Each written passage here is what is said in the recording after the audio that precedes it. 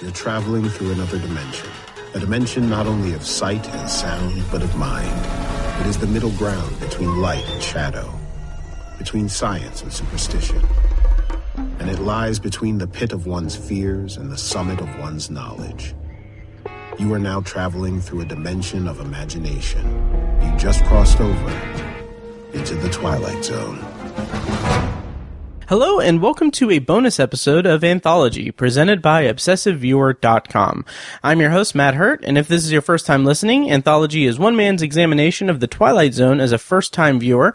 Each podcast, I share my first impressions, analysis, and overall thoughts on Rod Serling's iconic series, one episode at a time. However, in this bonus episode series, I am reviewing the 2019 Twilight Zone reboot, produced by Jordan Peele and Simon Kinberg, among others, and hosted by Jordan Peele. You can find more of Anthology as well as a full episode archive at anthologypod.com. And if you want to contact me, you can use the Facebook page at facebook.com/anthologypod, tweet me at OVAnthologypod, or send an email to matt@obsessiveviewer.com. Today on the show, I'll be discussing A Traveler. It's the fourth episode of the Twilight Zone's first season, and it premiered on CBS All-Access on April 18th, 2019. And before I get into the actual review and everything, I do have some pre-review notes from past episodes in this bonus episode series, so bear with me. I got some good feedback on my review of Replay, which was the previous episode of the Twilight Zone. Victor Gamboa of the Outer Limits podcast reached out to me and said, "Killer episode, man. You spotted a few Easter eggs I missed, which was fun to go back and check out. Also, I really enjoyed your take, especially given your family dynamic. Keep them coming." And then he put hashtag no sleep for Matt, hashtag where's pizza's badge, and hashtag turn that thing off right meow. Which I responded with a really ridiculous picture that I had taken a long time ago when I got my cat Pizza. I took a picture of her and I put clip art that just made her into like a little police officer cat. Against my better judgment, I'll put the picture in the show notes of the episode. It's ridiculous and stupid. But anyway, more feedback I got from a good friend of the show, Robert, a friend of all the podcasts, really. Robert in Utah, he DM'd me and said, "Hey dude, just listening to your review of Replay," and part of the episode, he went on to explain that part of the episode really hit home with him. I'm not going to go into detail because it's kind of personal, but thank you so much, Robert, for reaching out and for being such a good friend of the podcast and everything. So yeah. So that's the feedback I have. I do have some notes about past episodes. So first up, some notes about Replay that I didn't cover in my review. First of all, it's I don't want to say it's a remake of a 2002 episode of The Twilight Zone, but it is heavily influenced by an episode of the 2002 Twilight Zone called Rewind, in which Eddie K. Thomas plays a compulsive gambler who gets a tape recorder that lets him rewind time 5 minutes. I watched the episode. It's okay. I think it's available on YouTube. I watched it through other means, but it's okay. The 2002 Twilight Zone is really not that good from what I've seen. And that episode's solid. Enough, I guess. I don't know. It was kind of forgettable. The brand name of the camcorder in Replay is Whipple. I did not catch that in any of my viewings of the episode, but it is there on the camcorder in a few shots. Of course, Whipple is a reference to the original series episode, The Brain Center at Whipple's, which I talked about in my review of Nightmare at 30,000 Feet. And another piece of trivia about the camcorder in Replay is that it has inscribed on it the words, I'm gonna butcher this, the words "de la propriétaire," which means 10 to an owner on its side. The same thing was on the camera in season 2, in the season 2 of the original series episode, A Most Unusual Camera, which just for fun, I went and rewatched that episode. It's one of the sillier episodes of the original series, especially the actor that plays the brother that's in the episode. He's such a, he plays the character as such a, like, not, I don't want to say dim-witted, but just this, well, yeah, dim-witted kind of character. It's really goofy and kind of fun to watch. Also in replay, during Jordan Peele's narration, the headline of the newspaper that he's reading in the diner in that opening narration scene is a reference to the original series season 1 episode, I Shot an Arrow into the Air. The headline says something to the effect of, experimental rocket crash lands in Reno Desert or something. And then finally, I got some feedback, about replay, about my questioning the Earlysville sign in the episode from Twitter user Fu Mike Chu. He said, regarding the Earlysville sign in the episode, it also said Emmett Avenue, possibly a reference to Emmett Till, which of course Emmett Till was a young African-American in the 50s who was brutally murdered, lynched, and was kind of that crime was a huge moment in the civil rights movement and kind of kicked off a lot of things, and was also something that that Rod Serling was incredibly interested in. And he actually wrote an episode of, I think it was the U.S. Steel Hour, that was about that particular crime. I think it was called Noon on Doomsday, but the censors and apparently the censors were kind of heavy on that, and what ended up being shown on U.S. Steel Hour was a pretty far cry from what he actually wrote in the script. And I don't know particularly if this is the case, but it feels like, just reading the Emmett Till Wikipedia page, it feels like Rod Serling's script for A Town Has Turned to Dust has a lot of references to that particular situation and crime. But thank you, Fu Mike Chu, for bringing that to my attention. Also, it's worth mentioning that the Earlysville sign, Earlysville is actually a city about 9 miles away from Charlottesville, which of course Charlottesville had the Unite the Right thing, white supremacy thing, a couple years ago. So that could be what the reference was for Earlysville. Some other past episode notes. These are just for Nightmare at 30,000 Feet. First up, something that I missed was Justin's doctor's name that's referenced in the phone call with his wife is actually a reference to the actor who portrayed the gremlin in the original Nightmare at 20,000 Feet episode. Another thing is that I was listening to fellow Twilight Zone podcaster Craig Beam on his show Between Light and Shadow.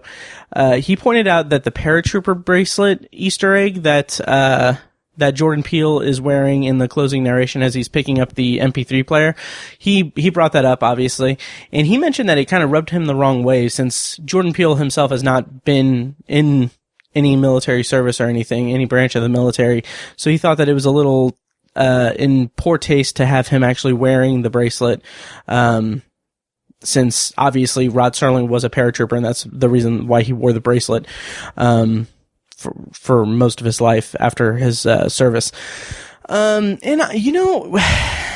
it's kind of, I didn't really register that as a problem when I first saw it, but now that I'm kind of reflecting on it, I can definitely see where he's coming from, and I kind of agree. Like, it is just a little bit, I don't know if in poor taste is the right word, but it's definitely something that kind of, I could see why it would rub people the wrong way. And I have, both my parents were in the Marines, and, I get that. I get that feeling like it's in poor taste to have, him wear it in the show. Last thing about the past episodes is that in Nightmare at 30,000 Feet, there are a couple of X-Files references that I didn't catch because I honestly have not watched the X-Files since I was a kid. First up is that the body scanner readout in that opening scene is reminiscent of something in the opening credits, I believe, of the X-Files TV show. And also when the security agent stops Justin in that opening scene again with the gloved hand, and the gloved hand is just really right center frame in the frame of the shot. That is a reference to something in the mythology of the X-Files. So a couple things I missed there. Obviously, Glenn Morgan was a producer and writer for the X-Files, and that's likely why they put in those references.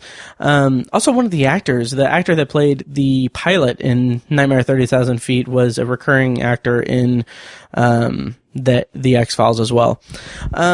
That does it for my notes and everything before the review. I do think I'm going to watch the X-Files, by the way. It's available on Amazon Prime right now, so I might go ahead and watch that because I kind of need something to watch that's not something that I need to cover on a podcast because I'm going a little bit insane because I'm supposed to watch stuff recreationally, but everything's for work. But anyway, it's all for you guys. I forgot to mention, by the way, in my last episode that I got a nosebleed right before I recorded, so I'm literally bleeding for you guys, so I hope you guys appreciate that. So going into my review for A Traveler, plot summary courtesy of CBS All-Access is a mysterious man shows up in a jail one night and no one knows how he got there, so it's up to one police officer to find out. Now, of course, I'm going to be spoiling the entire episode of A Traveler, and so if you haven't watched it on CBS All Access, please go watch it, come back, and listen to the review. I'm going to be spoiling it from the jump, so there's not going to be any spoiler warning or anything, so this is your spoiler warning. Cast and crew rundown for A Traveler is this episode stars Stephen Yeun as a traveler. He is most known for playing Glenn on The Walking Dead for several seasons.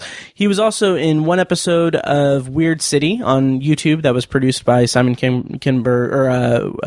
Wynn Rosenfield and Jordan Peele, that I referenced last episode. I haven't watched any more, but I'm still kind of mulling over whether or not I want to do like a little quick bonus review episode of the season. But anyway, Stephen Yeun also had a very big year last year. He was in Sorry to Bother You. He did a fantastic job in that movie.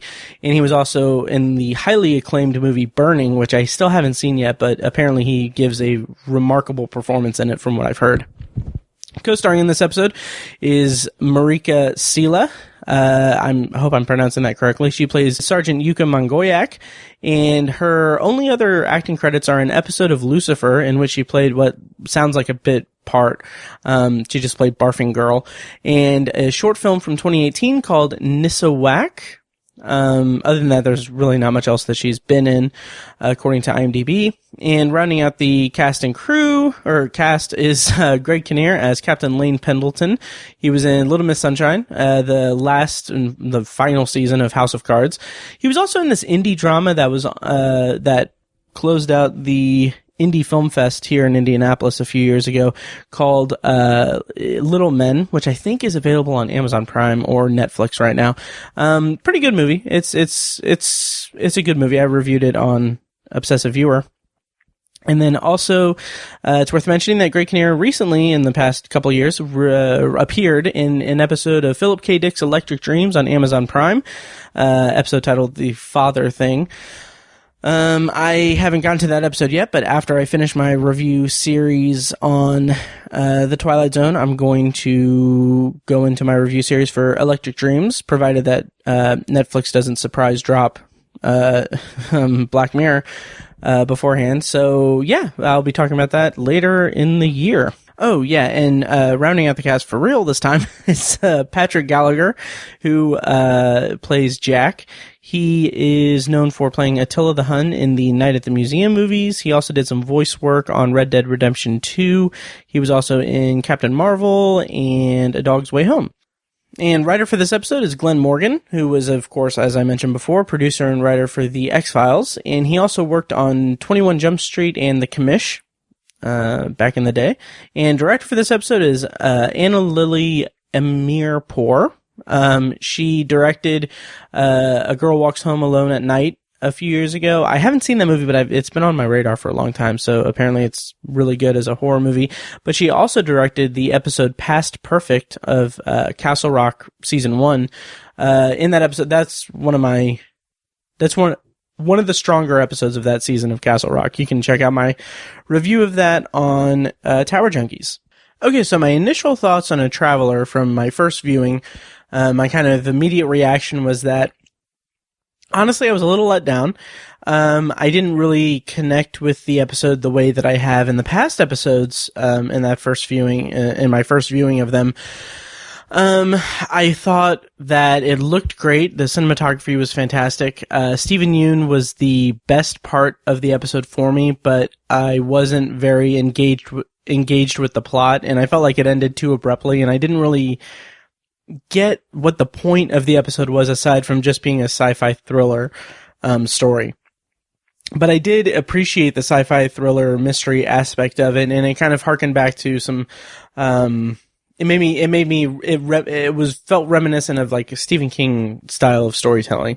And I did also have some thoughts on the foul language, which I will talk about in my review, but basically I kind of overall thought in my initial viewing before I went and kind of picked it apart in my review prep viewings was that I was just a tad underwhelmed. I didn't hate the episode, but I just kind of came away from it thinking that they can't all be winners. Okay, so to go into my full review of the episode, right off the bat, I really commend this series for its minority representation and the kind of balls that it has to tell stories where minority experiences are at the forefront. In this episode, it's about Sergeant Yuka Mongoyak being an Inuit woman in Alaska, and she's a trooper who is basically has this identity crisis kind of brought out by her brother Jack, that she is this person who is, in his estimation, a person who has been assimilated into kind of the white culture that has kind of subjugated their ancestors and their people and their way of life, their culture and everything. And kind of, from Jack's experience, she has appropriated this culture that is, antagonistic to their way of life and their ancestry and their land. So it's just a really interesting dynamic to present for this episode. And just, I was kind of, engaged with that. However, I will say and I'm getting a little bit ahead of myself, the recurring bit about Jack wanting pie throughout the entire episode did not work for me at all. I thought that was it bothered me so much throughout the episode. I'll get to that later. But anyway, the Alaskan town in this episode, the Alaskan town that it takes place in is called Iglak, Alaska, and that's actually the Inuit word for traveler or stranger or visitor. And credit for that piece of trivia goes to, on Twitter, Dinah Moxie, and a thank you to Victor Gamboa from the Outer Limits podcast, for pointing that tweet out to me. So that was an interesting kind of Easter egg there.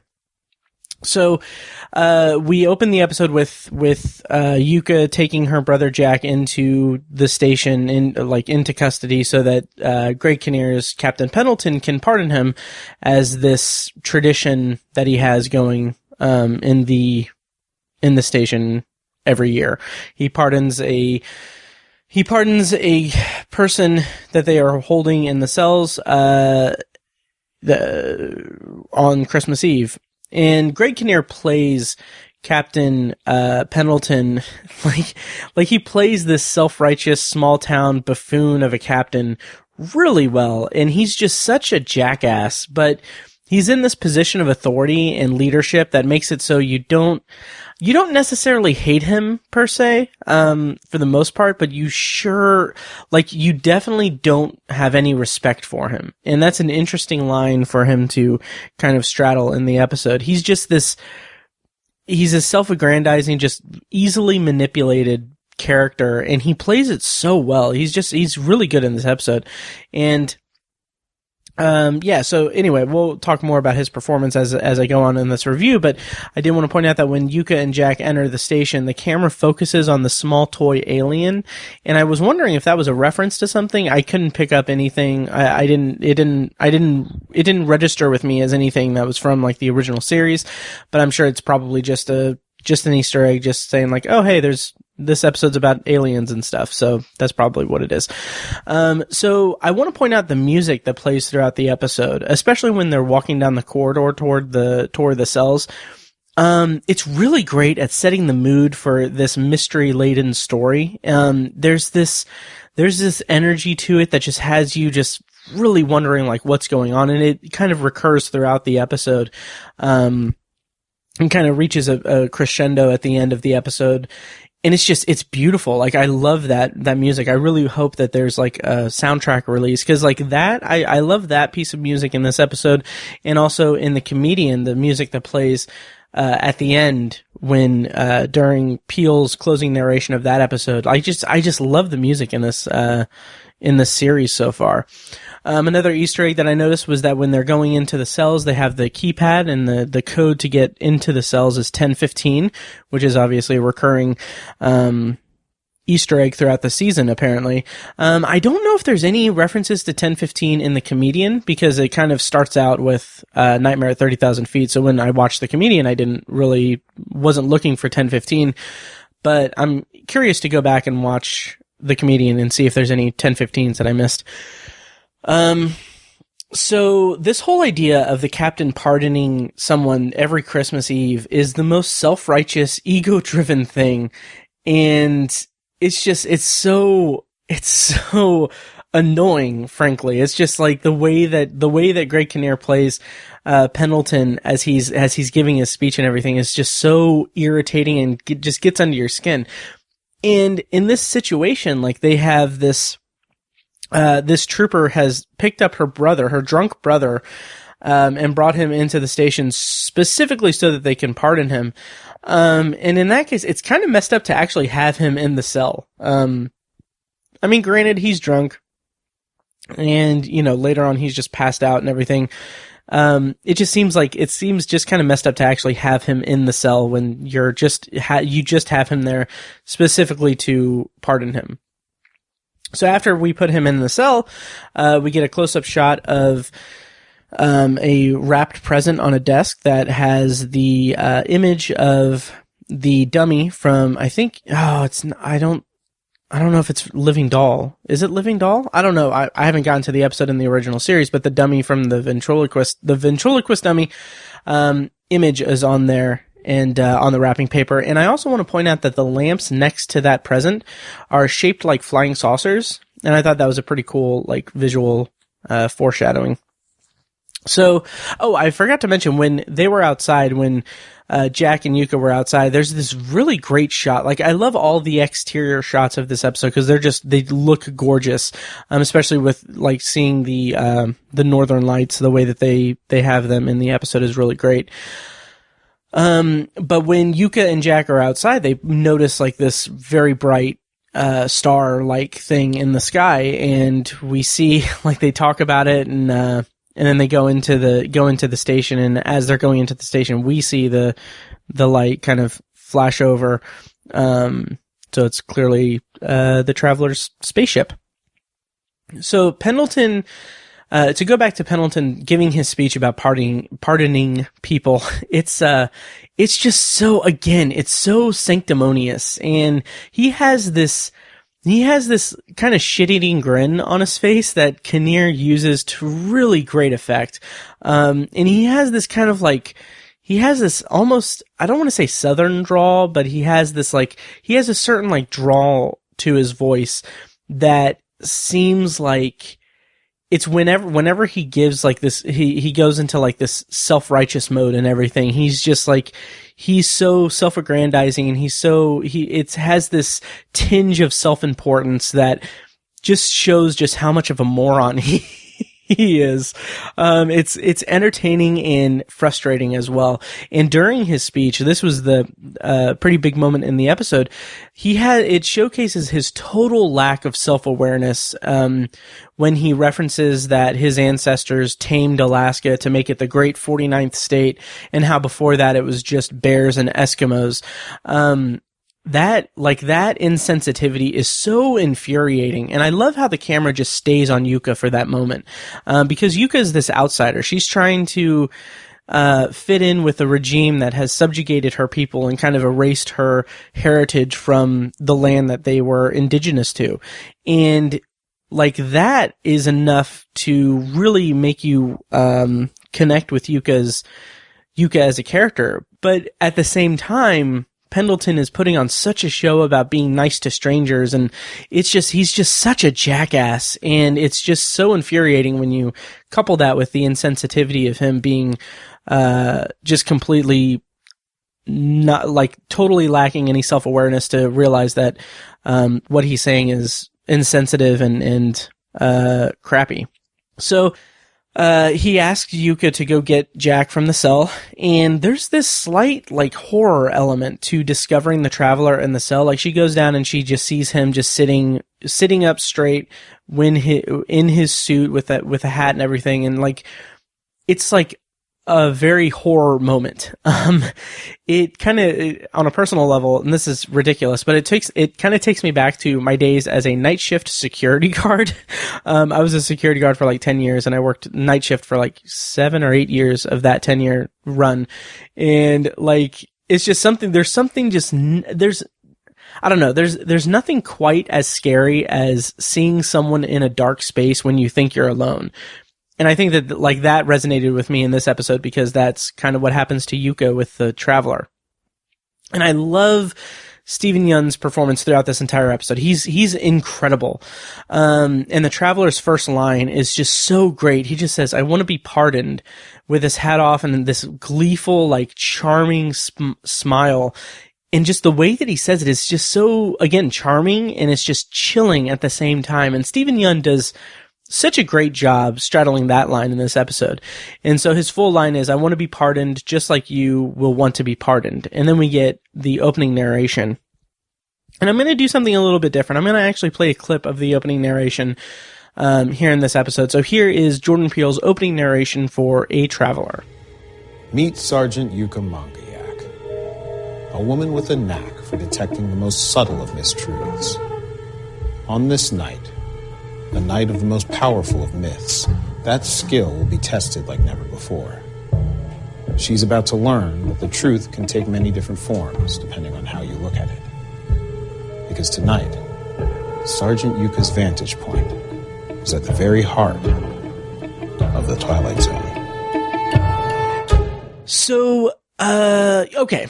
So about the opening narration, we're 4 episodes into this series, and I'm kind of, I don't know, I'm starting to want a little more out of the actual, like, the writing of the opening narrations. Like, Jordan Peele has this look, demeanor, and this cadence when he says the opening narrations that is really well done, and like, it's on point. Like, I love his opening narrations, but, and really, this is such a minor thing. It just seems like every narration has been completely focused on the character. Like, the opening narration for The Comedian was Samir Wassan is an artist of great principle. And then for Nightmare at 30,000 Feet, it was On Board a Transatlantic Flight is Justin Sanderson. And then for Replay, it was Presenting Nina Harrison. And now we have Meet Sergeant Yuka Mangoyak.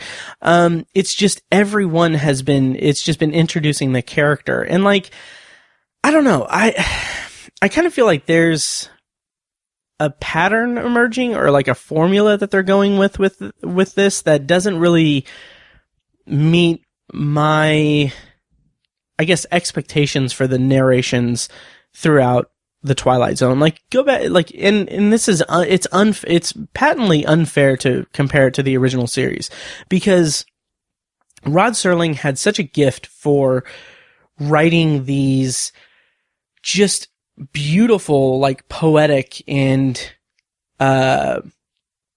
gorgeously worded narrations that just gets to the heart of what the episode is about and what the story is about. And I feel like, I don't know, I kind of feel like while these opening narrations in this new series are conveying that conveying the point, at least, well enough, I feel like there's a little bit of poetry that's kind of missing from it, just a little bit. I don't know, I kind of hope that we get more variety in the opening narrations as we go forward with the rest of the season. I do like that he's just sitting, like, next to I don't know, like a radiator or something, like a coal, like whatever. And he's holding a present. I thought that was kind of cool. So coming back from the intro, we get a shot of the Christmas party from the window in the door to the corridor into the station, if that makes sense. So basically we're inside the hallway toward the cells, and we're looking out through the circular window in the doorway out into the party. And I really like the, first of all, I really like the way that the episode title fits so perfectly within the circular window. I just found that really oddly satisfying. But on a deeper level, I like the perspective that we're given with this shot. It's a really good visual nod to the themes of outsiders looking in that we're going to be exploring throughout the rest of the episode. So Pendleton goes into the cells to check on Yuka and to get Jack.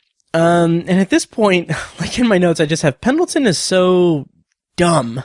He's a moron. When he's in the hallway with the cells, he doesn't react at all to seeing one of his officers with an unholstered weapon in a defensive stance pointed at the cells.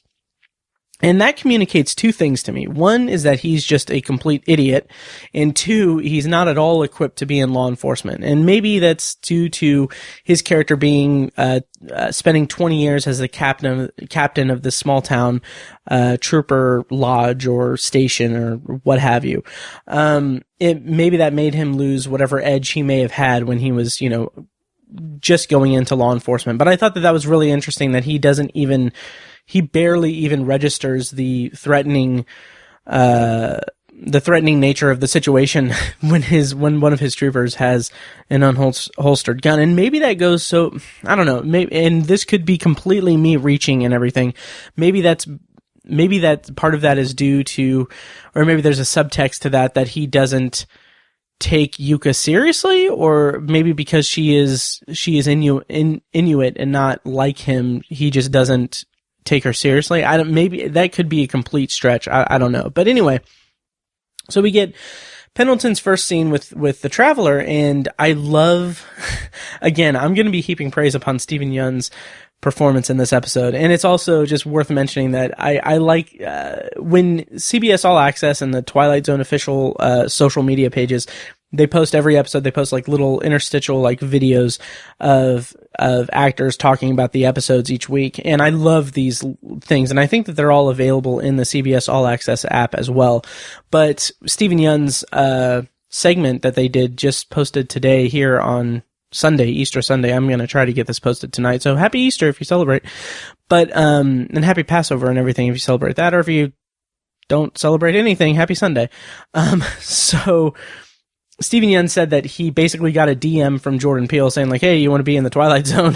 And there's something so awesome about that. Like, I love this idea that, this huge property, the Twilight Zone is a huge property, and it's iconic and everything. And I just like the idea that social media is being used to get actors on board with it and everything. It's just such a far cry from, getting agents involved and everything, in which I'm sure that obviously there was paperwork and agents involved in meetings and everything, but I just like that it's like a producer reaching out to an actor directly on Twitter. It's cool. So anyway, Steven Yeun talks to Pendleton, and he mentions that he's an extreme tourist, which I thought was really clever because he's an ET. And he mentions that he's been everywhere and he travels to the hardest places to get to, and he starts really stroking Pendleton's ego by talking about how extreme tourists always say they want to be pardoned by Captain Lane Pendleton on Christmas Eve in Eglak, Alaska. And at this point, I really thought that he was a time traveler.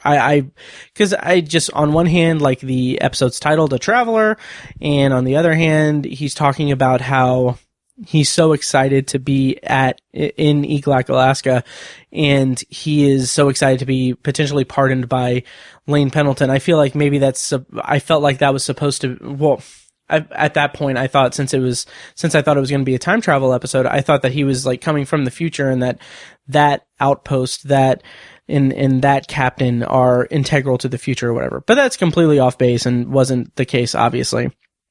But Steven Yeun, again, has so much charisma in this episode, and he talks about how, how like being in Eglac, Alaska has been on his bucket list for agro-tourism bucket list. And he talks about how he has a YouTube channel and everything. And he's buttering up Pendleton so much, and he's just stroking his ego, and Pendleton's like loving it. And Yuka is still very like mistrusting and distrusting of him. So he gets out his phone, and there's this really good scene where Yuka grabs his hand as he's pulling out the phone and everything, and then he's like, it's a phone. And he hands her the phone. It's like this really high-tech thing, and he mentions that it's Russian designed.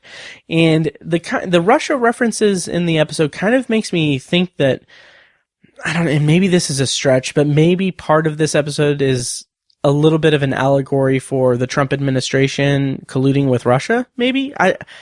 Again, I don't know. That could be a total stretch. But anyway, I'll get to that more in depth as I go on.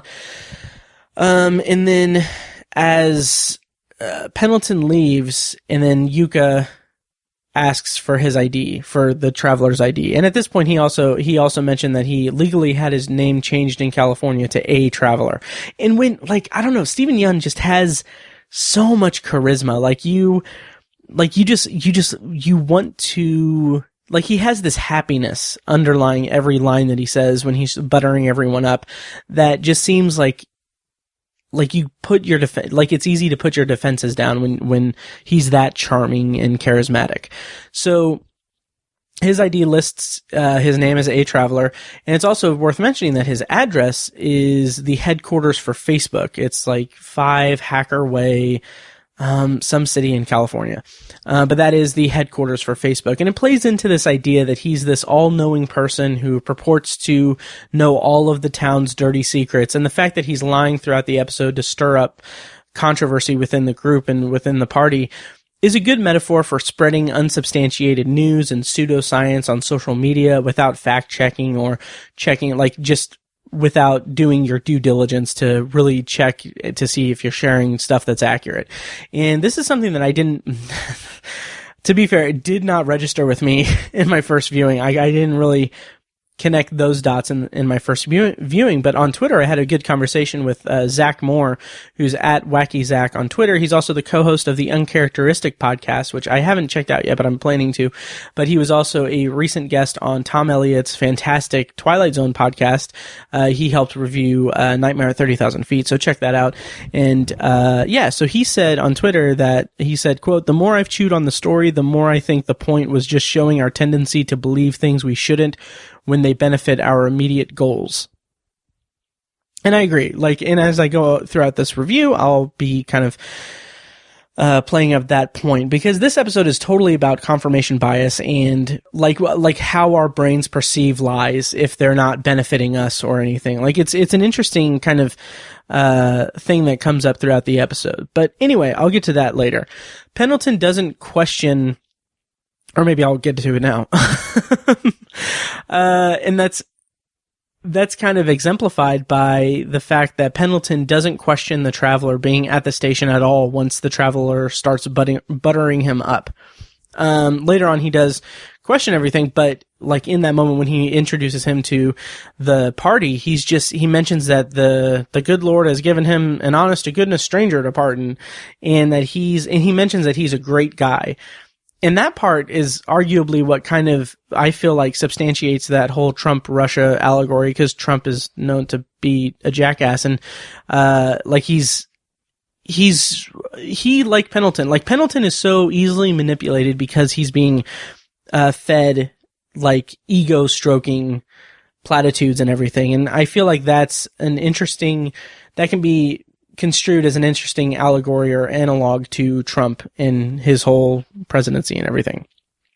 So Yuka is the only one who questions how he got there and how what the Traveler's motives are. And she goes and she does some checks, like sees if he has any warrants, and she checks the hotels and everything, just to see if she can get a read on him. And I really like that the show has cast Inuit actors in the roles of Inuit characters. But, and I feel bad saying this, but really, Marika Sela, she doesn't really do anything too interesting in the role. Like, I feel like she's a little dry, and she's a little, like in the more intense moments, she's not, it feels almost melodramatic in some of her reads of the lines and everything. And it didn't really, connect with me. And I kind of wish that it would have, but it just didn't. So the Traveler gives a speech once he's pardoned and everything, and he talks about how people in Russia, like he was on the Trans-Siberian thing for 8 days, and people were always asked him about Pendleton and he and like the great sheriff in Iglik, Alaska. And that he mentioned that the North Koreans have told the Russians that if they ever were going to attack the U.S., they would have to go around Captain Pendleton in the entire town of Iglik, Alaska. It's just, it's so ridiculous. And the party just eats it up. And it's hilarious and just not necessarily even that disturbing really, but it's hilarious. And it's so ridiculous. Like the amount, like the idea that like the North Korean government and the Russians are afraid of this small town and Captain Lane Pendleton. It's such a huge ego stroke and everything that it's hilarious to me, and they eat it up so much. And that's kind of a big point of the episode. So he's detecting that Yuka doesn't trust him or anything. And so he goes up to her and says like, "Oh, Captain Pendleton just pardoned me and you're trying to put me back in jail. Don't you want to open the present I brought for you? What you'd like most for Christmas?" This is after she says that he's lied, this entire time. And he says that, she doesn't trust him, and she says that's the most honest thing you've said. Anyway, but the point that I want to make is that when he references the present that he brought for her, and it's what she'd want most for Christmas, his gift to Yuka is leading her down a path where she will think like the others. She will kind of go into, she'll kind of, the present is that she will start to accept his lies as truth because they benefit her. And I'll get to that later in this review. But, yeah, it's really kind of interesting that the way that they see that earlier in the episode. So Yuka doesn't believe or celebrate Christmas. And I kind of wondered, part of me, if I'm reading this episode literally, it kind of makes me wonder if that's why she isn't as susceptible to the Traveler's charms. Because it's during Christmas time, and if you are someone who celebrates Christmas and everything, that's supposed to be like the most wonderful time of the year, and that's where you do, good deeds and everything, and you kind of feel good about yourself. Maybe that's why she doesn't really buy into it, because she's not celebrating Christmas the way everyone else is. But that's kind of a weak analysis, I would say.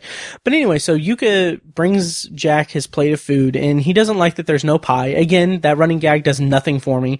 It makes sense since Jack is drunk throughout the episode, and the actor plays drunk really well. But the repetition is what is so annoying to me.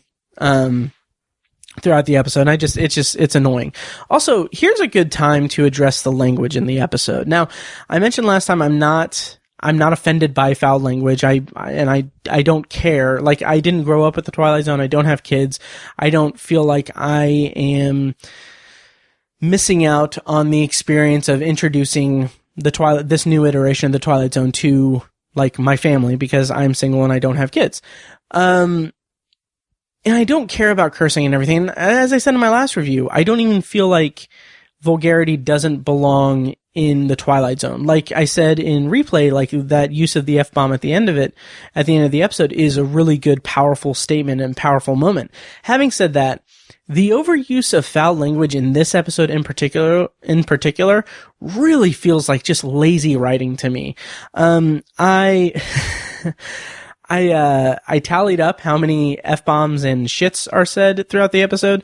I don't have that in front of me because I don't have the notes in front of me, but I did like a total of, between fucks and shits together, there's 20 of them.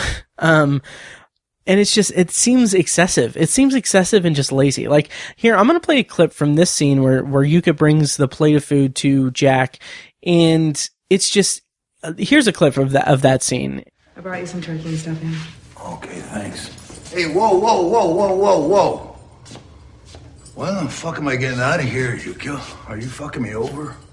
And by the way, do you see any pie on here? Turkey now, pie later.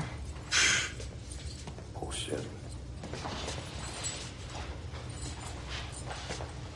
Hey, Jack.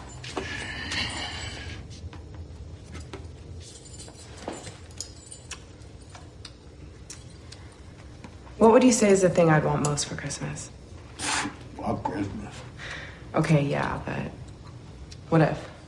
So, I don't know. It's just, like, it's excessive. It's too much. It's just, it seems lazy and it doesn't flow well. I don't know. Your mileage may vary, but this is the first episode where I was like, okay, let's cool it with the cursing and everything, because it's not needed.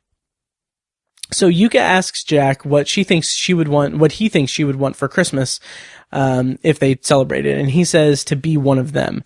And that's a really biting comment. And like in that moment, we realize that, well, we know it's reinforcing the fact that Jack views his sister as someone who has assimilated into the way of life of the white people who have taken their home away from their people.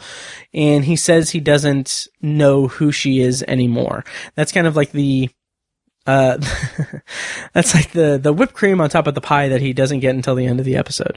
And she says she knows who she is and she's proud of who she is. And I don't know, like, her read of that line just feels a little melodramatic, and it's a little too much. It feels like it's undercutting the drama of it, and it feels more like a performance. It kind of took me out of the episode just a little bit, like her read of that line.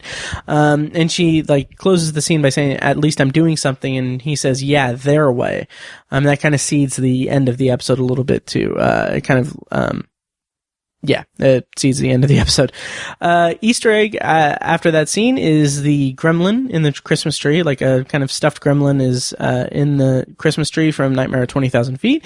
And we also get a look at, and I haven't seen this, well, obviously I haven't seen either of the episodes that these two things are referencing, but the gremlin in the Christmas tree and what looks like a Talkie Tina doll from, I think that episode is Living Doll, I'm not sure. But anyway, and it's kind of cool because like one of her eyes her eyelids are kind of bouncing up and down. And so it looks like she's winking. I thought that was pretty cool. So at this moment we get the Traveler singing karaoke, and he's kind of taking control of the party, and something, I don't know, he's taking control of the party. And I kind of feel like maybe there's something to that, like he being this outsider who is, we find out later, is an alien who is his people are invading the planet. I feel like there's something to that, like him taking control of this outpost, this like these white people have taken control of Alaska. Like they have completely subjugated the indigenous people and everything, and there's no they have brought their own way of life into this setting that has been the home for people that are not like them. And I feel like there's an interesting parallel to draw with the Traveler singing karaoke and taking complete control of the party and becoming the life of the party from these people who have taken the land away from the Inuits. I don't know. That could be a stretch. I don't know. But anyway, so we get Yuka telling Pendleton that he's got no priors, there's no warrants or anything. And again, I really like Greg Kinnear in this episode. He props his feet up like a dick on the desk, and he's like, I knew there wouldn't be any priors on him. He's a good guy. He's just so, like, he's so egotistical. And he loves the Traveler because the Traveler is telling him how great he is. And it's so absurd and ridiculous, and Greg Kinnear plays it so well. And his egotism comes into play when Yuka asks if they can just release Jack. Because it's not like, again, Pendleton doesn't really view Yuka and Jack as, people like the same as him, essentially, because Pendleton turns that around into an opportunity to make it about him getting a twofer. And he's just like, it's kind of mildly infuriating. Then he's just like, oh, I've never done that before. I can get a twofer out of this. It's like, you had him taken in on a bullshit charge just so you can pardon him, and you get this other guy who's buttering you up to pardon, and so now you're thinking like, oh, okay, well maybe I can pardon him and everything. It's ridiculous. It's infuriating, just mildly. And Greg Kinnear again plays it so well. So at this point we get this. We cut back to the karaokeing and the flickering power grid. Scene. Like, the power grid has been flickering, like they talk about how it's due to sharing the power grid with the Air Force Base, and the power goes off and comes back, or I think it comes off and then comes back on, but I don't know. But anyway, the Traveler, it comes off, and then that's when kind of the tension bubbles to the surface among the partygoers, and you kind of get the sense that the Traveler is really kind of orchestrating things in such a way. So this is a moment where the Traveler helping turn the people against each other is kind of a nice homage to The Monsters Are Due on Maple Street from season 1 of the Twilight Zone, the original Twilight Zone. And I'm glad that they didn't go all in on the Maple Street story, because it kind of would have felt a little... just, I don't know, it wouldn't have felt right. There is a good way that they could have done like a more direct Monsters Are Due on Maple Street thing, especially with including like social media and stuff. But I think The Monsters Are Due on Maple Street is such a timeless episode, and such a timeless, there's so many timeless messages and meanings and themes in that episode that it doesn't need to be remade. And we saw how it was remade in 2002's Twilight Zone, and that left quite a bit to be left quite a bit. Wow, it wasn't good. So Pendleton announces that he's going to bring up Jack and he's going to pardon him, and the other guy is like, oh, twofer. It's so goofy and weird. But the Traveler says, I wouldn't pardon Jack Mongoyak. And this is where we get introduced to one of the big themes of this episode. Blindly accepting something as truth without research or fact-checking. And it's an important topic to tackle in the show, and feels like a direct reference to, again, our kind of headline-focused social media culture, and how we're just knee-jerk reactions to things that, like, we read a headline, but we don't read the full article. We don't get a good grasp of what is true and not true, and what's really going on behind it. We're a headline culture now, because social media just kind of brings us down to that level of knee-jerk reactions, because we have our hot takes as soon as we read a headline, because after that, we have such a short attention span as a society that, something else we're going to move on to something else. Yeah. So that was cool. And I like how he just kind of puts everything, like kind of nudges everyone into different, into this conflict essentially amongst each other. So he says that Jack Mongoyak had stolen thousands of dollars of tools out of, someone's shed, and they're in his car. They're in the trunk of his car back at the bar where Yuka picked him up. And at that moment, Yuka's like, he's never stolen anything in his life. That's not true. But Pendleton's like, well, how do you know that? And she's like, well, it's not, you don't know that it's true. Like, I think that was a really good line that just kind of cemented that allegory for us being a culture that just takes everything at face value. Especially when it's something that we consider, something that confirms our own biases. And at this moment, there are a couple of cool Easter eggs, and it's something that I really appreciate the show doing, is that they're paying tribute to people who worked on the original series. So the first one is Pendleton says to one of the troopers, says, I think he refers to her as Ida or Trooper Lupino. But anyway, her name is Ida Lupino, who was an actress who appeared in the 16mm Shrine, which was the third episode of the original series. And she also went on to direct season 5's The Masks.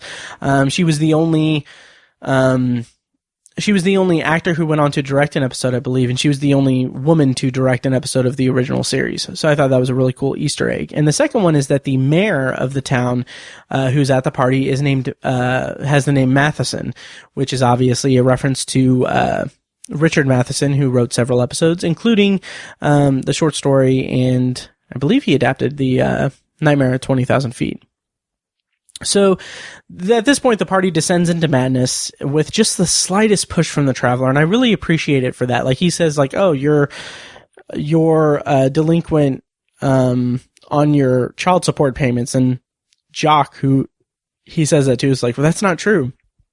And then he kind of pokes at this tension between the mayor and this guy who put in bids for some kind of contracting work or whatever, and like they kind of get at each other's throats, and so he just has the slightest push to make it descend into madness. So Pendleton breaks up the party when people start getting riled up, and I was glad that this happened because, again, it meant that the episode wasn't going to lean into this Maple Street story, and it was just going to leave it only as a slight homage to it. And I appreciate it for that they're not going to do a full like remake of Maple Street, because they don't need to, because like I said, that episode is timeless and perfect, really. So now that the merriment has ended, Pendleton is finally asking how he got into the cell and how he knew those things. And there's another line again, and I don't mean to be singling out Marika Sila's performance or anything, because this is more a writing issue, but like she has a line where she says, "A Traveler, is that even your real name?" And that just bugged me so much, because no, it's not. He already told you that he had his name legally changed. Like, that is not his actual name. And it's just so irritating to me. And it's kind of like the farther I get from the episode, the comedian, the more I'm annoyed by the line in that episode where Samir's like, you don't get into comedy because you want to find life, you get into comedy because you want it all. And it's like, do you really though? Like, is that really why people go into comedy? Because that's not my understanding of that career field. And it's kind of the similar here, is that it's just unnecessary for her to like ask him, like, is A Traveler even your real name? Because we've already established that it's not. Like, it's clearly not. It bothered me. But anyway, we get confirmation from Lapino on the radio that there are no stolen tools in Jack's car, and that everyone's having drinks at the bar, I guess. And at that point, Pendleton asks the Traveler who he is and what he is, and he starts to wonder, like, is he a Russian spy or something? And we get another cool Easter egg, because the Traveler says that he says, I'm Special Agent Douglas Hayes. And I like how the show is paying homage to classic Twilight Zone directors and writers and creative people. Douglas Hayes was a director who had directed 9 episodes of the Twilight Zone between the first season and second season, and I've actually reviewed all of them on the podcast. I won't list them all, but he did episodes like The Invaders, Eye of the Beholder, and The Howling Man, among others. If you listen to my review of The Invaders, that's his final episode of The Twilight Zone. I actually rank his episodes in that review, so check that out on the feed. So Pendleton tells the Traveler that he's going to put him back in the jail cell. And the way that Steven Yeun carries himself in this episode is just so impressive. Like, as he's walking through the corridor toward the cells, he has this confident smirk on his face that's just so chilling and so unsettling, because you don't know at this point like what his deal is. So we go to the cells. Jack is talking about his stupid pie. It bugs the hell out of me. So Pendleton goes to talk to him, and that leaves Yuka and the Traveler alone as she's putting him back into his cell. And he says to her, I know the reasons you don't trust me, but we'll work well together once Pendleton is removed and you replace him. You'll be the lead sled dog. And I thought that was a really interesting line, because that's our first indication that, okay, there's something going on that is out of the control of pretty much everyone in play in this episode, and that he has this edge over everyone in the episode. And also the fact that he said, like, you'll be the lead sled dog is an interesting kind of appeal to her Inuit heritage, I guess. It's kind of, I don't know if it's meant to be like a slur or if it's just appealing to her background and everything, but it was an interesting phrasing there. So he mentions he mentions that he's Special Agent Douglas Hayes from the Anchorage field office. And so Yuka and Pendleton check they call the FBI, and they have this automated directory search, and that seemed a little bit silly to me, but I guess it's plausible since the voice prompted them to contact a field agent. Like it says, like I think the phrasing is like, if you have an emergency, please contact one of our field agents, and that gives them, presumably that gives them the opportunity to say, oh, hey, Douglas Hayes, and then they would do voice recognition. I don't know. But it seemed kind of silly that they had like this automated directory, instead of just having like, I don't know, have someone call, like have someone on the line. I don't know. But anyway, I want to point out that I really like the dungeon-like look of the cell block. It's like underground, and it has like this just really dark and ominous kind of look to it. And I really like the way that it was done. So Pendleton and Yuka go back down into the cells, and that's when Pendleton sees the antennae on the Traveler. And he panics. He freaks out. And Yuka trains her gun on the Traveler, as does Pendleton. And the way Stephen Yeun says, "Get those guns off me," is so great. Again, he's fantastic in this episode. He says that line in such a calm, almost questioning tone, but there's such a slightly threatening edge to it.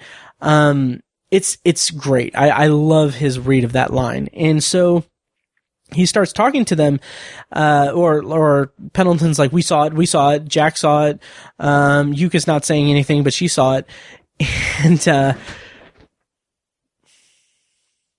And he says, if you guys heard, like, there was a noise just now, if there was, that's my cat, she's going crazy. So Pendleton, or the Traveler says, no one saw anything because that's insane. And I really like that because he's appealing to like logic in that. He's like, of course I don't have antenna coming out of my head. That's insane. You guys are insane. It was probably just something from the flashlight. And he says it in such a matter of fact way that it's really cool. I really like the calmness in his voice. And so Pendleton tells him to take off his hat, and I really like the, again, calmly intense way that the Traveler tells Pendleton that he's been nice to him at this point, and that I can't remember exactly what he says, but he says something to the effect of, you're not going to want to face the irreparable effects of treating me in this way, or something like that. I just really love his performance in that scene. I'll play a clip of it here. Screw it. Here's a clip of what he says. Now, I've been nothing but nice to you. Nothing but nice. So you need to consider if it's worth the irreversible remorse to further address me.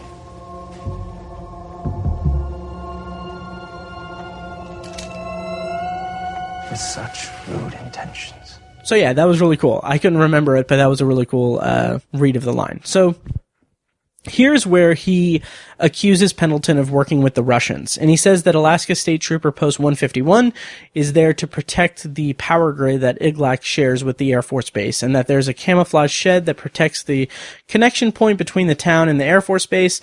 And he explains that if a hostile force were to invade, they would just have to destroy the shed.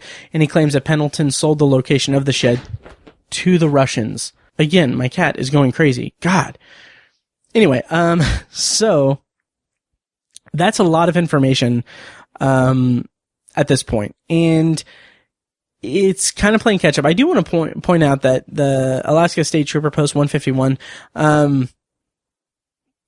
apropos of nothing, but I kind of thought like, oh, they could have made it like Trooper Post 156 as a reference to the original series having 156 episodes. But anyway, at this point, as he's talking to Yuka and Pendleton, the Traveler's voice becomes distorted, and the cuts in the scene become much more frequent, and the angles are more tilted. And on one hand, it's one of the most interesting parts of the episode. Up until now, Yuka hasn't bought any of the things the Traveler has been saying. She knew the thing about the tools was BS because she knows her brother has never stolen anything. But the second he says something that lines up with her perception of Pendleton, she starts to buy into it. And that's when the episode is all about kind of confirmation bias.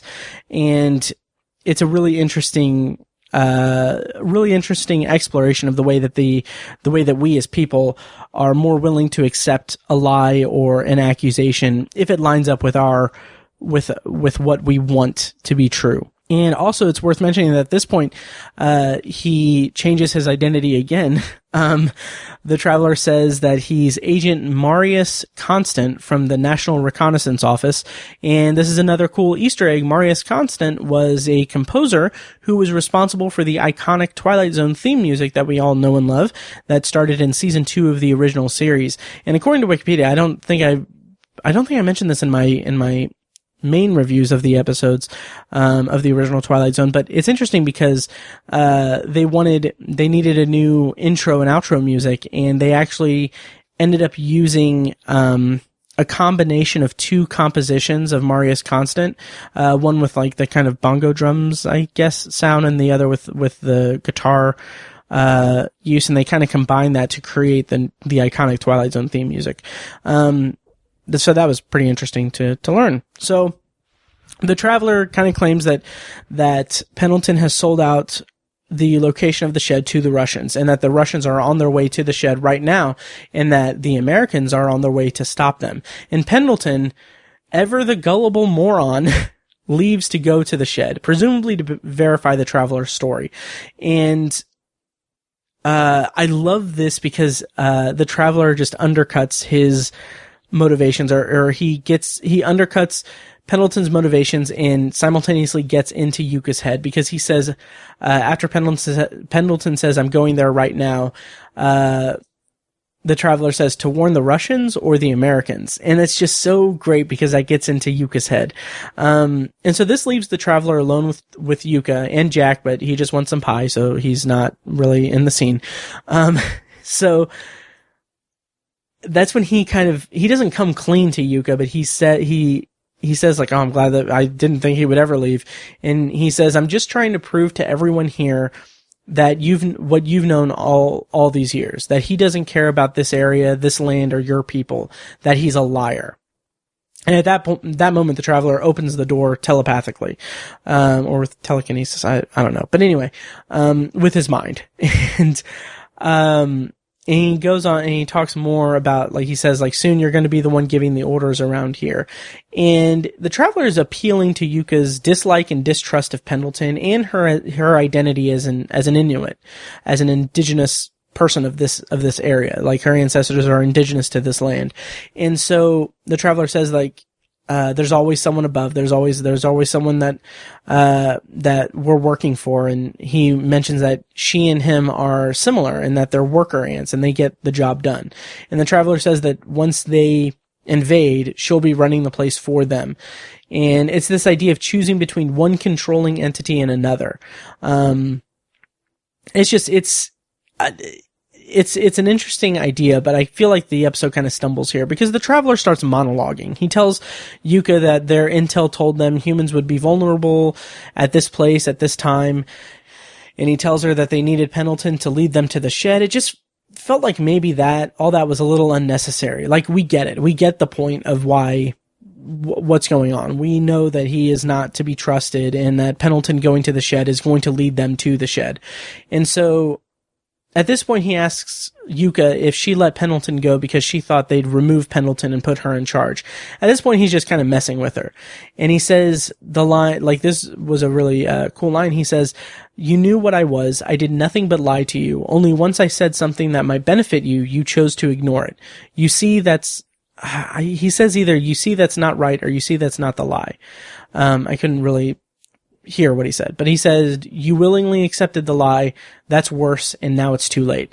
So at this point, Yuka gets all, and again, Marika Sela, her read of this line just kind of doesn't do anything for me. She says, like, it's not too late, and she leaves to go after Pendleton. At this point, also, I felt like it was kind of really weird that she just leaves her brother in the cell next to an alien. Like, he just went on this monologue saying that, like, oh, we're going to invade and we're going to put you in charge and everything. And so she just leaves her brother there. It's just, it felt like it was unnecessary. It felt like it was missing something. Like, there was no reason for him to be just sitting there. Like, she could have taken the 30 seconds to let him out of the cell. Or, I don't know, because did Pendleton have the keys? I don't know. I don't know. It wasn't clearly shown that that she had the keys or Pendleton had the keys.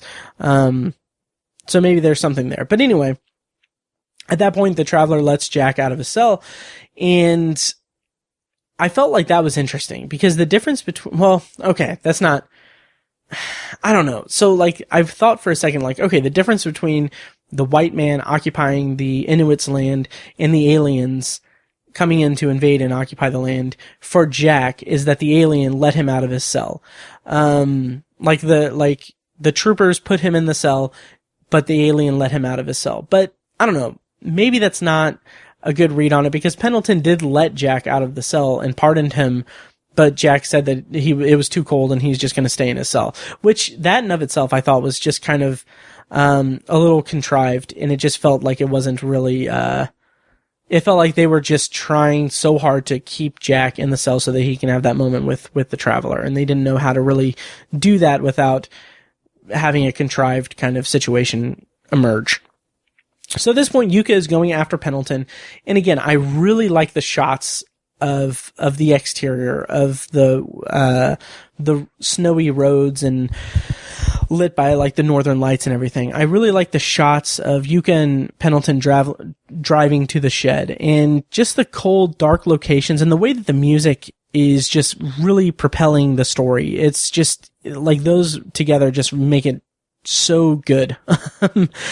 And the lighting in the shot where so Yuka arrives at the shed, and I love the lighting in the shot where she's walking to the shed with the shotgun in her hands. Like, it's really cinematic and cool the way that the police lights and headlights of her police car flash behind her. And then we get the wide shot with the northern lights in the sky. It's just very cool and very cinematic. I love that shot. So she confronts Pendleton, and he says, "You brought a Remington shotgun to a Russian invasion," which I thought was a pretty cool line. And he says, "Put the gun down, Sergeant." He lied about that too.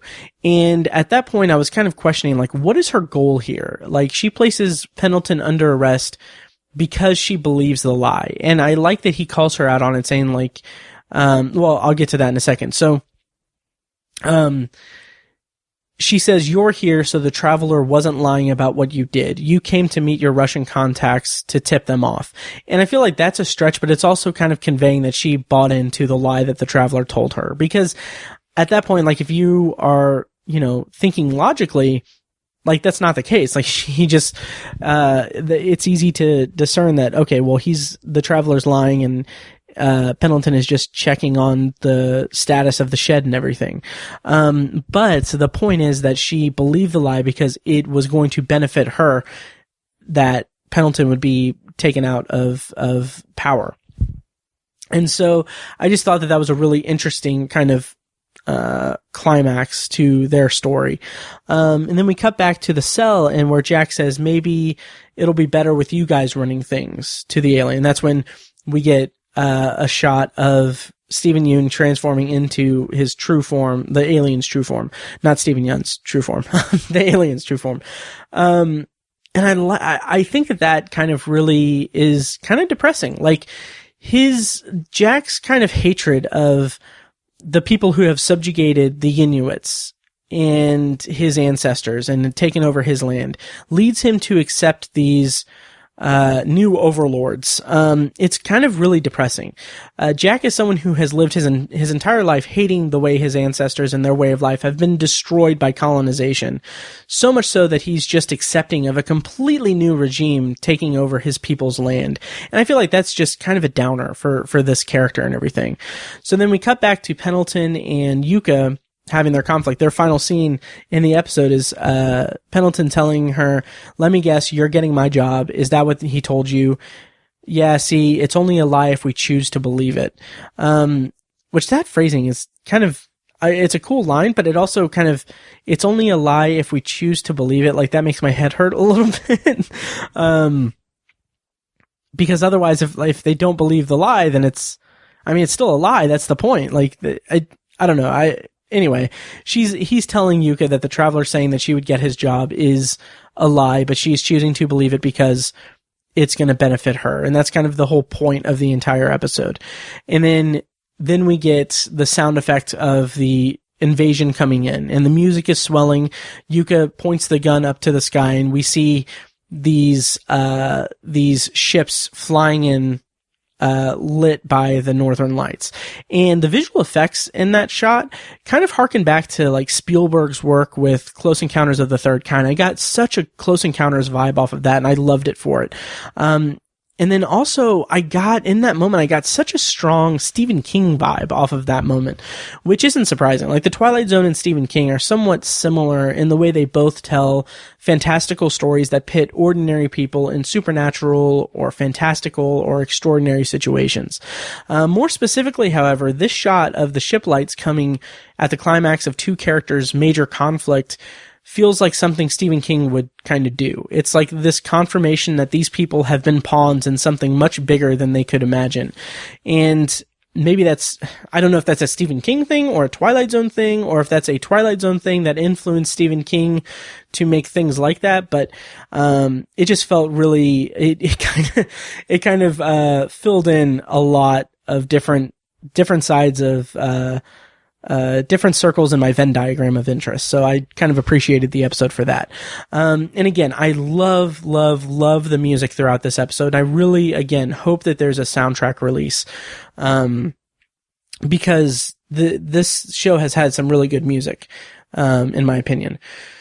So we've got like a couple of minutes left. It shows Jack finally getting his pie thank God. And Christmas music plays as he eats pie with the Traveler in his true alien form. And so that's when we get this closing narration, and I will play that right here. The most dangerous lives come in the form of beautifully wrapped gifts. On this evening, Sergeant Yuka discovered that there's no difference between myth and mistruth. She unwrapped her fateful present far too late on this dark and silent night in the Twilight Zone. Okay, so the closing narration is all right. Sergeant Yuka discovered that there's no difference between myth and mistruth. So it's kind of summing up that the episode is about Yuka succumbing to, from my read, it's about Yuka succumbing to her assimilation into this culture that robbed her and her ancestors of theirs. Maybe that's a stretch. It kind of feels like there's there's a stark contrast between Yuka and Jack. So Yuka has kind of accepted the kind of way of the people that have subjugated her or robbed her and her ancestors of their land and everything, while Jack is accepting of the new regime because he doesn't think it can be worse. That's my read of it. I don't know. I still think the ending is a little too abrupt and clunky for my taste. And I'm starting to feel that, I don't know. So I'm starting to feel some of the criticisms of the series as it relates to the original series. I'm starting to kind of feel similar, in that respect. So it's not as vehemently as some people online have, but the complaints are kind of starting to track for me. Like, specifically the criticism that the people in these episodes are not getting their just desserts. No pun intended for the pie and everything. But there's kind of a more cruel bend to the outcomes in these episodes that doesn't really line up with Serling's style in the original series. Like, for example, Yuka and Pendleton aren't, I don't know if I'd necessarily say that they're bad people, but their actions led to an alien invasion. Justin Sanderson was trying to frantically help people on, like help save people on a plane, but was murdered for it. Samir Wassan was a selfish and arrogant comedian who got his just desserts, but it was by his own hand in a somewhat noble fashion. Nina and Dorian survive in replay, but Nina will always be haunted by fear of losing everything to racism. Contrast that to original series stories like one that I just recently watched was a Most Unusual Camera, where the criminals end up dead because they are criminals and they're using it for they're using the device for nefarious purposes, and for their own greed and narcissism, and they end up flying out the window for it. And think about like Nick of Time, where the couple overcome their issues and specifically Don's superstitious nature, and they end up escaping the Twilight Zone and becoming better people for it, presumably. It's just, it kind of feels like this is a more harsh kind of, this iteration of the Twilight Zone is much harsher on the people in the stories, from my count. Again, it's not as harsh as, say, like Black Mirror is, which is so dour and cruel in a much stronger fashion. So, I don't know. That's kind of my thought on it, and I guess that's my review of A Traveler. At the end of the day, I have warmed up to it from my initial thoughts on it. It's okay. It's not the strongest of the 4 episodes that we've seen so far. There are some things that I really liked about it, and I feel like it's an episode that I will revisit, like in the off season and everything. It's not anything that's ruinous to the show for me, or it's not terrible. I didn't hate it, but it wasn't the strongest episode for this season for me. I thought it was okay. And again, the language, a lot of it was unnecessary. A lot of the problems for me are from the writing in this episode. But the cinematography, the directing, the performances the performances of Greg Kinnear and Stephen Yeun, specifically, are really good. Parting thoughts before I close out this episode. I do have a few thoughts here. Kind of an interesting piece of trivia is that the actor playing Mayor Matheson, Eric Keenlyside, he also played a bartender in the 1980s Twilight Zone episode Love is Blind, which was season 3, episode 28 of the 1980s Twilight Zone reboot. I thought that was really interesting. And also, somewhat of a funny anecdote is that he was also in Dreamcatcher, Stephen King adaptation of Stephen King's novel Dreamcatcher, which I thought was funny because I got such strong, because I've been reading Dreamcatcher for the last week or so, and this episode evoked a lot of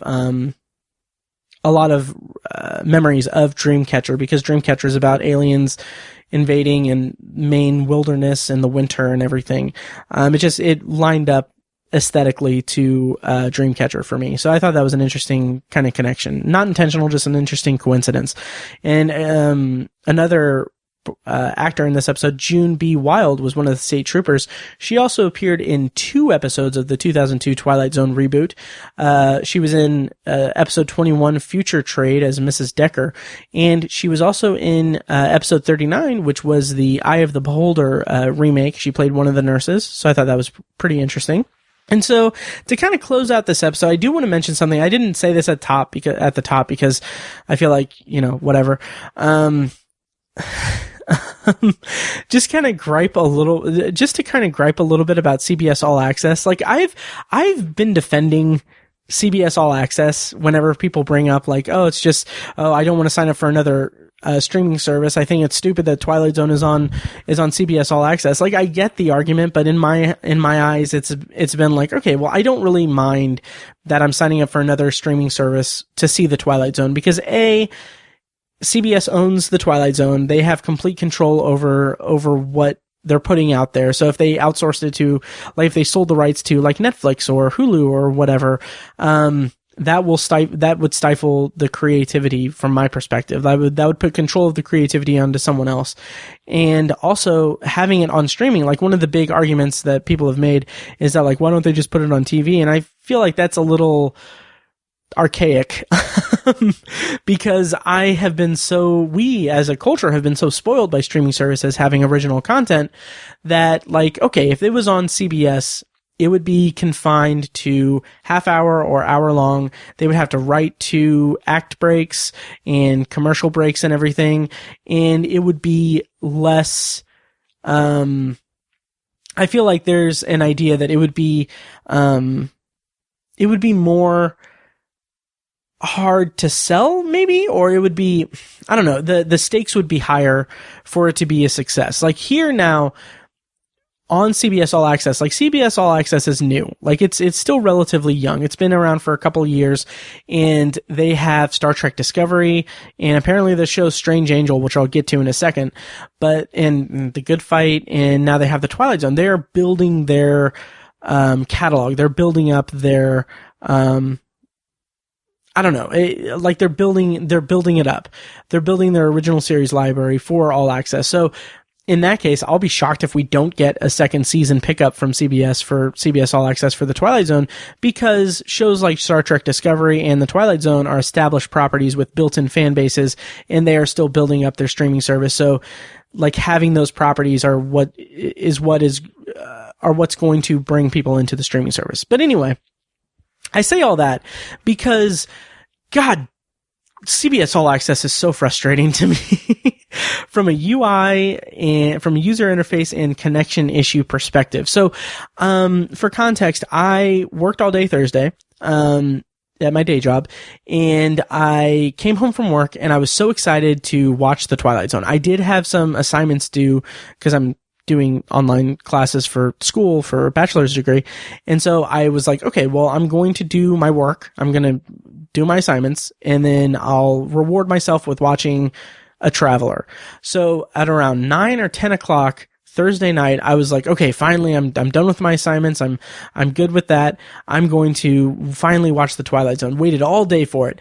And it was so frustrating because I couldn't connect to it. Like, there was buffering issues. It took forever to get the episode to actually play. And then while I was waiting for, when it finally got to play, I get this 45-second ad for Strange Angel, which was mildly infuriating to me because I pay the $9.99 per month for no ads. And it's just like, okay, are you going to front load the episode with ads? And then, like, throughout those 45 seconds, I was like, it was buffering like 2 or 3 times. It was infuriating.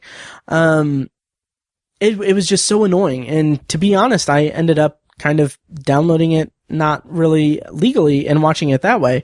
And it's just like, I went back and I watched it on CBS All Access later, but it's just like, it was just so annoying. And like, someone on Twitter, Jasmine, was having the same issues, and she said that, like, I thought that I was the only one that was having buffering issues.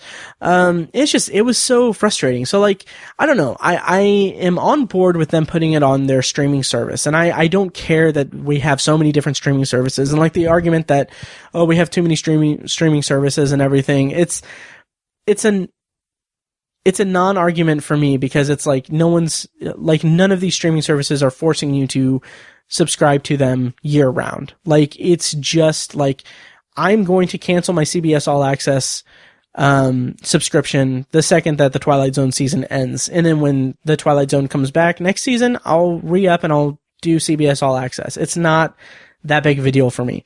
But I feel like there's this idea that, you have to have it for like year round, and I don't get that. But anyway, that's my minor gripe about CBS All Access. Hopefully they can get the user interface issues and the buffering issues fixed so that I don't have to download it illegally and watch it that way. Because I don't like doing that. Especially when streaming services are like me watching the Twilight Zone on CBS All Access is being recorded as data to reflect them watching it, or reflect the numbers of people that are watching it. And I want to support the show because I love this property. But anyway, my final thought is that I made the very wise decision to read some IMDb reviews of the show, and that was a terrible idea because it is a cesspool of negativity and people crying foul over the social issues the show is portraying. And I want to mention here that one of my biggest pet peeves is baseless, unspecific criticism. It makes me angry to see reviews lambasting the show for its social commentary solely because the show's views don't line up with that person that's reviewing it. And one review that really got under my skin, like they said, they just want to be entertained and they don't want to have political agendas shoved down their throat. And I'm just like, buddy, you're watching the wrong goddamn show if you think that you can just be entertained by the freaking Twilight Zone. Like, watch the original series. It was social commentary and everything. That's what I've been yelling about for the last few weeks.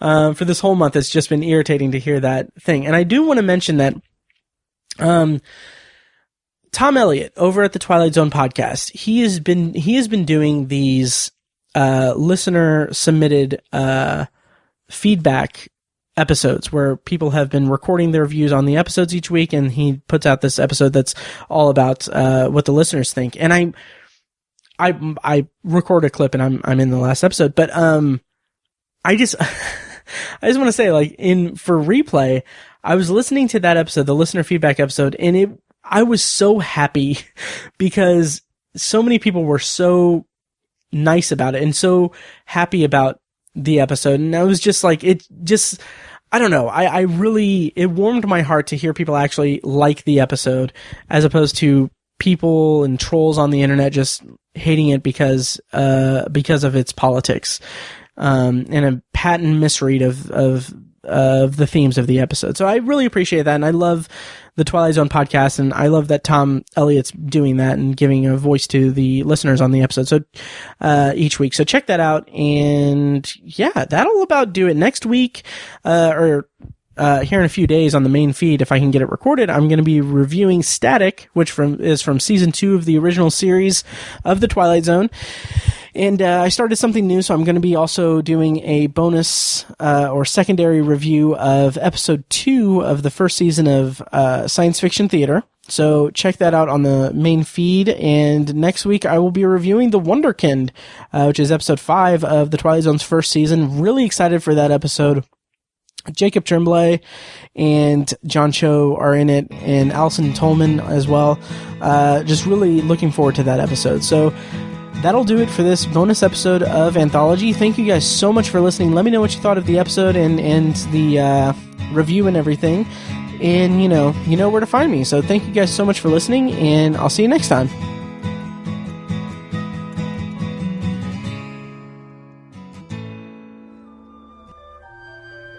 Anthology is edited and produced by Matt Hurt and presented by ObsessiveViewer.com.